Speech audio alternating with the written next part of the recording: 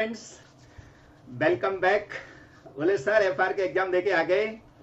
Friends बड़ा lengthy paper था, कोई डाउट नहीं है, बट पूरा का पूरा जो पेपर था वो आईसीआई के मॉड्यूल से था और स्पेशली आपको शायद वो लास्ट 60 मार्क्स का मैंने बोला था कि बेटा एक क्वेश्चन देख लेना, उनमें से था। प्लस 7 डे एफआर चैलेंज में जो भी क्वेश्चन हमने सॉल्व किए हैं फ्रेंड्स, आप देख सकते हैं क्वेश्चन इसलिए सामने रखा हुआ है। जो क्वेश्चन ने सॉल्व किए हैं सेम के सेम क्वेश्चन भी आए हुए हैं काफी सारे। तो फ्रेंड्स पेपर लेंदी था, इसमें कोई डाउट नहीं है, बट मैनेजेबल था। एंड में आप मनोज के एफआर हमेशा आपको बोलता है फ्रेंड्स ज्यादा लोड मत लो, लिमिटेड चीज रखो लेकिन मास्टरी वाला रखो। जैसे पहला क्वेश्चन ही आया हुआ है फ्रेंड्स, बिजनेस कॉम्बिनेशन विद आप बोल सकते हो सीएफएस, जिसके अंदर पहले से कुछ होल्डिंग है, उसके बाद में वापस उसने ले लिया है, ऐसा बोल के तो वो सब्सिक्वेंट होल्डिंग के साथ भी उसको कनेक्ट कर सकते हैं।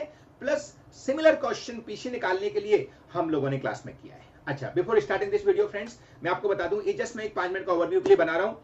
प्लीज तो ही देखना, अगर आपको लग रहा है कोई क्यूरियोसिटी है कि नहीं, एक बार देख ले कैसा क्या पेपर रहा, अदरवाइज मत देखना और start with the AFM.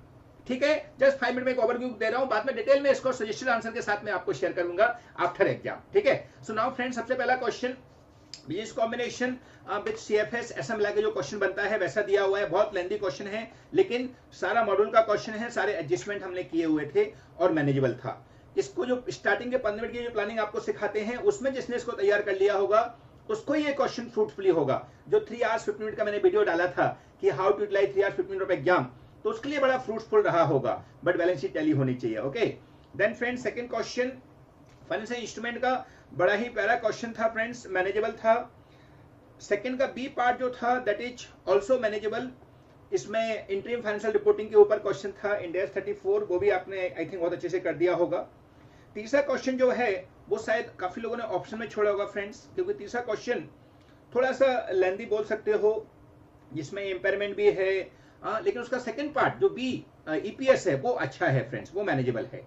Right, उसमें दोनों ईपीएस निकालने हैं, बेसिक एंड डाइल्यूटेड, तो फ्रेंड्स वो भी एक मैनेजेबल है, बट स्टिल कई लोगों ने उसमें ऑप्शन में छोड़ा हुआ है बिकॉज ऑफ फर्स्ट क्वेश्चन।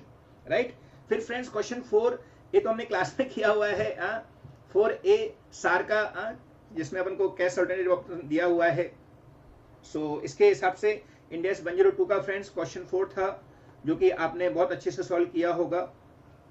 बराबर, क्वेश्चन 4 नहीं, सॉरी, क्वेश्चन 4 का बी पार्ट सार है, बी पार्ट सार है, सॉरी। ए पार्ट जो है that is something machine day account, जो आपको इंड AS 16 के हिसाब से बनाना है, उसमें रेवोल्यूशन हो रहा है, अपवर्ड हो रहा है, डाउनवर्ड हो रहा है। सो ऐसा भी हमने कहीं ना कहीं डिस्कस किया था। राइट, सो ऐसे क्वेश्चन 4 हो गया फ्रेंड्स।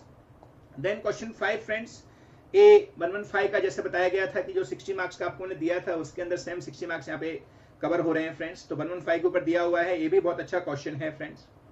फिर बी का जो पार्ट है ये अपन ने बहुत बार किया है, जॉइंट अरेंजमेंट, इंड AS 111-28 का जो टुगेदर सम आता है वो क्वेश्चन 5 है।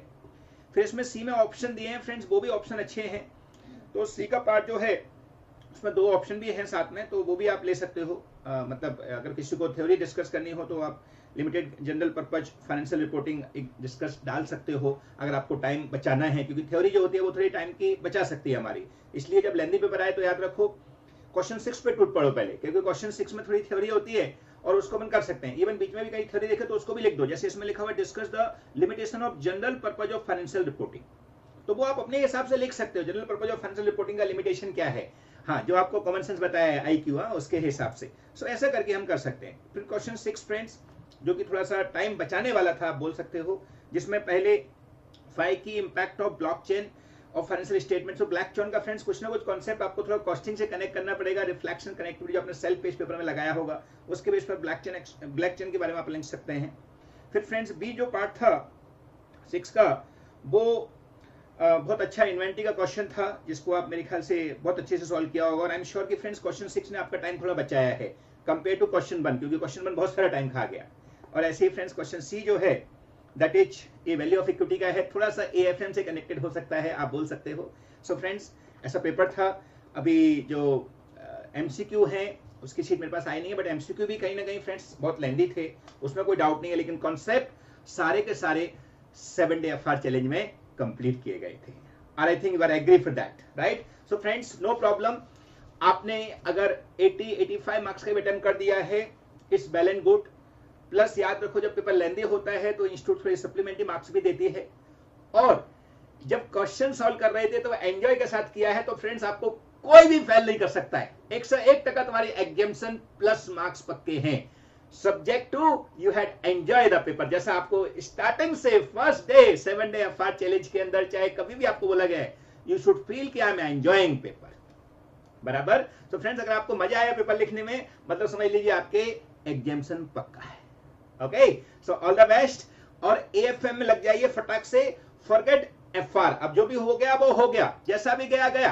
अब AFM, क्योंकि हमारे हाथ में जब तक था, जब तक पेपर था, पेपर गया हमारे हाथ से भी गया। अब AFM की तैयारी, और AFM में एकदम धूम मचानी है फ्रेंड्स। वहां पर टाइम मोस्टली कम नहीं पड़ता, लेकिन टेक्निक बहुत अच्छे से आनी चाहिए, ठीक है। So all the best for AFM friends.